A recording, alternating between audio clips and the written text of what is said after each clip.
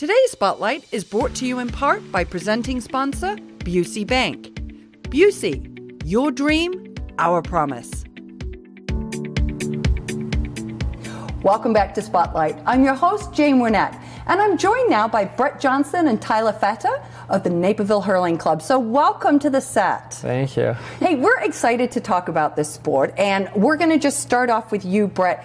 You brought hurling to Naperville in 2014, but tell us a little bit again about what the sport is, for those that don't know. Right, so hurling is a mixture of various sports that people have, access to, either soccer, baseball, lacrosse, and it's a conglomerate of those put together, and for the most part, it's mainly baseball, but it's on the rugby-sized field, so to speak, so it's a little bit longer than a football field and as wide as a rugby field. And your goal is to hit the ball in between the goal, and then there's also football uprights as well. 1 point for through the uprights and 3 points for a goal. And the team at the end of the game wins with the most points. So it's a very exciting game. It's as fast as soccer. It can be as slow as baseball sometimes, but there's a lot of movement, and it's a lot of fun. So. It sounds like a lot of fun. Yeah, I know. I've seen a couple of games, and it certainly is very quick, and you got lots of different ways to score, right? Which makes it a very good spectator sport. Yes. So now, how did you get involved in the sport? Really, it was through a friend of a friend of a friend. So. Kevin Pearson, who's my good friend, one of my close friends in high school, introduced me. He's like, hey, come out and play some indoor. I had no idea what the sport was, and I was very intrigued because it had the likes of baseball, soccer, and lacrosse, and I've all played these sports before. So it's a little bit daunting because you only wear a helmet, but you just have a flat blade stick and you smack a baseball across. It's very scary at first, but once you kind of get the hang of it, it's very, very fun to play, and I'm proud to be one of the founding members of the club in 2014. So. That's exciting. Yeah. That is exciting. Now, Tyler, how did you get involved? Well, I went to school at Rosary High School, and they had one of the PE programs there, and so that was kind of how I got introduced to it. And I enjoyed so much how there were so many different options on the field. It wasn't just like a one-stop shop. You could pick up the ball with your hurl. You can you can hand pass it, you can hit it, you can kick it. There's so many different options. So I really enjoyed the variety of different things that you could do with the sport. So that sounds like maybe a lot of different, like if I were a soccer player or like you mentioned, Brett, a baseball player, I could get good at hurling pretty quickly. Yeah. It caters to a lot of skills that people want to be a part of, so to speak. So the more sports you play, obviously you have a little bit more of an upper hand, but if you're just a baseball player, it's great for you because you can just smack the ball as much as you want. If you're a soccer player and you like to run, it's great because you're running all the time. So if you have a mixture of sports that you play, it's great, but it's very, very much interesting to anybody that wants to play any type of sport. Okay. Now, you've been very busy because even though you started in 2014, I know over the last 4 years you guys have been very busy. So what's happened since the last time you were here a year ago? The last time we were here, we won a national championship in San Francisco, which is great for the club. We only won one major trophy in the area. We play in Madison, Twin Cities, Indianapolis, and we won one 3 years ago in Chicago in 2015. And since then, we've had sort of a dry spell on winning anything, so to speak.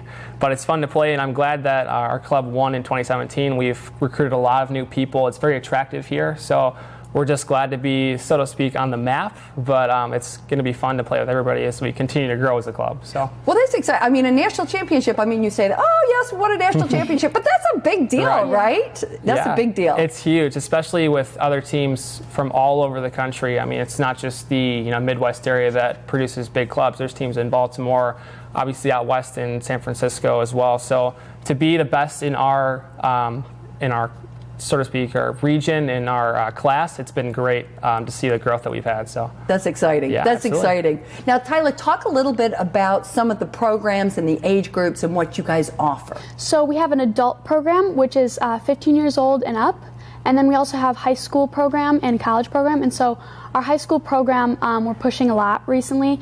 We have, like I said, the program. It's a 2-week PE program at Rosary High School.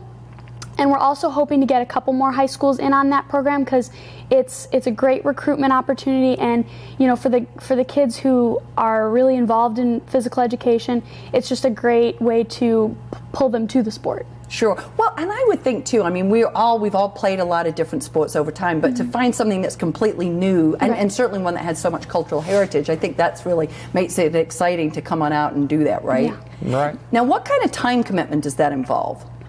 It doesn't really have like a huge, we have a couple practices a week and maybe a game occasionally, but everyone understands that you have for school and jobs and family, and so if you miss a practice here and there, it's not a huge deal.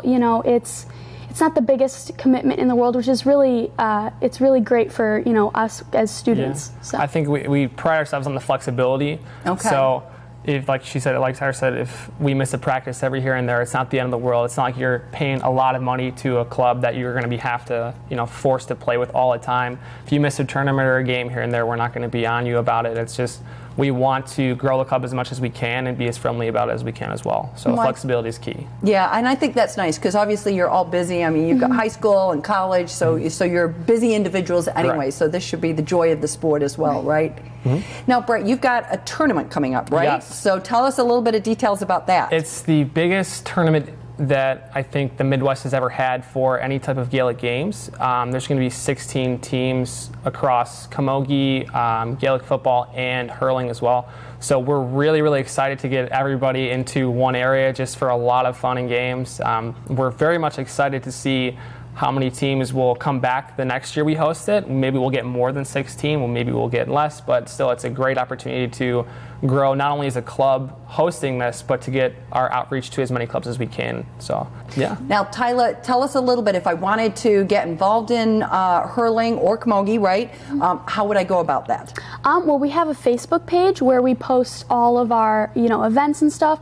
And so you can just, put on some athletic wear and just come out to any practice or game that we have, and we'll give you a little crash course of the sport and just put you on the field. Okay, wonderful. Well, sounds great. So thank you so much for stopping by. We wish you the best with your tournament. Thank you. And if you would like to find out more about this exciting sport of hurling and how you can get involved in the game, please go and visit their website. We're going to take a quick break, but stay with us. We're coming right back with more Spotlight.